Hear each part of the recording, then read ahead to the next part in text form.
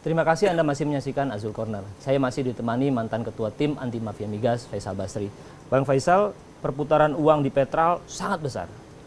Kami mencatat pada tahun 2011 saja transaksi di Petral mencapai 275 triliun. Angka-angka ini Anda telusuri ketika menelisik kasus ini? Sederhana saja sih.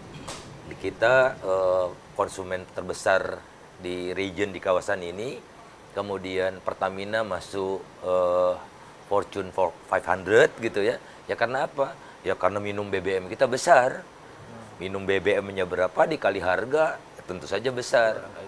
Gitu. Jadi ya konsep bukan apa-apa kecuali ya itu dia karena dia dapat penugasan dari negara kan.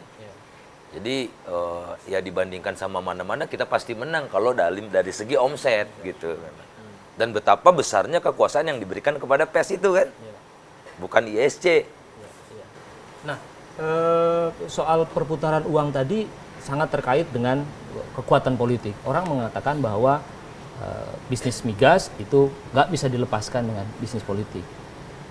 Anda melihat ada sesuatu nggak di balik sikap reaksioner dari SBY atas pernyataan Menteri ESDM beberapa waktu lalu? Sekeliling Pak SBY sudah terjerat kan. Siapa? Sultan Batugana, kemudian Jero Waci,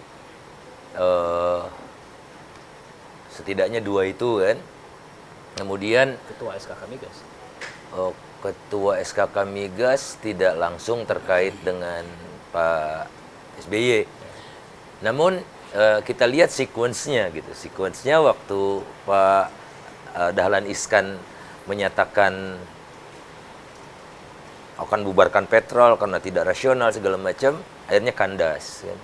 Ada langit di atas langit gitu ya. Di atasnya Pak Dahlan Iskan kan presiden ya. Jadi ya nyata begitu. Tidak berarti Pak SBY salah gitu, tidak. Bisa jadi Pak SBY punya pertimbangan-pertimbangan tertentu yang membuat cara dia menangani kekisruhan minyak cara lain gitu. Tapi jangan dinafikan dia tidak mengerti apa-apa, tidak pernah mendengar atau tidak pernah dilaporkan dan tidak pernah macam-macam gitu. Jelas-jelas menurut pengakuan Pak Dahlan Iskan, dia ke istana sampai 3 kali. Ada Karen juga di sana. Dan akhirnya Pak SBY memberikan solusi gitu, bukan bubarkan Petrol, tapi benahi Pertamina dan keluarlah ketentuan baru tentang PES hanya boleh membeli dari National Oil Company. Walaupun itu bedanya tidak ada, sebelum dan setelahnya saja, cuma fronting saja. Jadi saya rasa tidak ada satu presiden pun yang nggak ngerti liku-liku minyaknya, dan ini tidak mengacu pada Presiden SBY saja, presiden yang lalu juga sejak Pak Harto gitu ya. Mungkin sejak zaman Bung Karno juga, dalam artian intervensi pemimpin negara. Waktu itu kan ada TNI AD yang kuat gitu. Selalu ada interplaynya dengan Ibnu Sutowo juga tentara.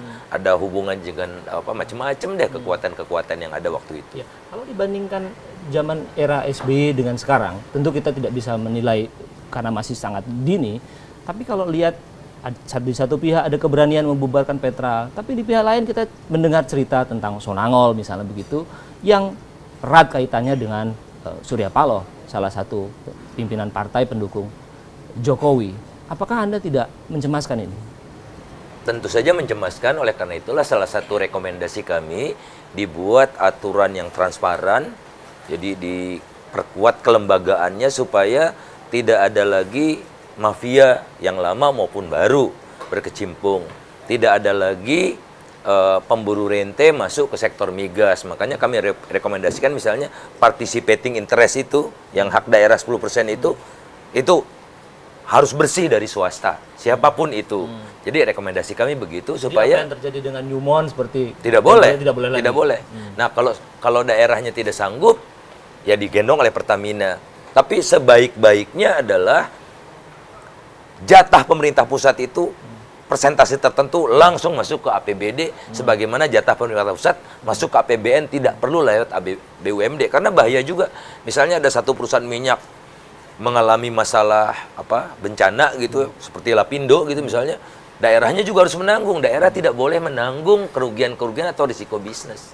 Jadi kita harus bebaskan daerah dari risiko bisnis. Nah, dalam rekomendasi Anda menyebut soal participating interest yang harus bersih sama sekali. Itu sudah dijalankan atau akan dijalankan? Capman-nya sudah keluar. Tapi sayang tidak disebut, ada di situ jatah daerah, tapi tidak disebutkan bebas dari kepentingan swasta. Dalam kasus Blok Mahakam, apa yang terjadi? Nah, Saya kira ada juga upaya-upaya untuk masuk melalui jatah daerah. Ya, betul. Oleh karena itu, menurut saya sebaik-baiknya adalah itu. Jadi royalti atau bagi hasilnya langsung diserahkan ke daerah lewat APBN. Karena ini banyak yang aneh. Jadi, ada kawan saya di SKK Migas, dulu di SKK Migas, sekarang tidak lagi. Dia memberikan semacam sosialisasi gitu kepada BUMD, banyak BUMD gitu di satu provinsi yang dia pikir dia bisa pakai bahasa Jawa gitu karena di Jawa. Ternyata yang hadir itu ada orang Taiwan, orang Korea, orang Jepang, orang Singapura, orang China. Jadi tidak sebat. Karena apa? Ini BUMD. Kemudian BUMD tidak punya uang, dia cari investor. Investornya juga tidak punya uang. Nah, investornya misalnya seperti Surya Paloh lah, kalau sebut nama ya, ini kan udah bukan rahasia lagi. Surya Paloh masuk di BUMD-nya Exxon. Surya Paloh tidak ada uang, uangnya dari Cina Sonangol kan. Yeah. Jadi yang datang itu, berbagai kebangsaan dia harus berbahasa Inggris. Kan aneh, namanya participating interest, tujuannya untuk membesarkan daerah, tapi disedot oleh luar daerah, bahkan sampai jauh sana ke luar negeri. Jadi kan nggak elok, ini udah nggak benar, melanggar prinsip-prinsip dasar TI itu. Baik, Bang Faisal, kita akan lanjutkan saat lagi.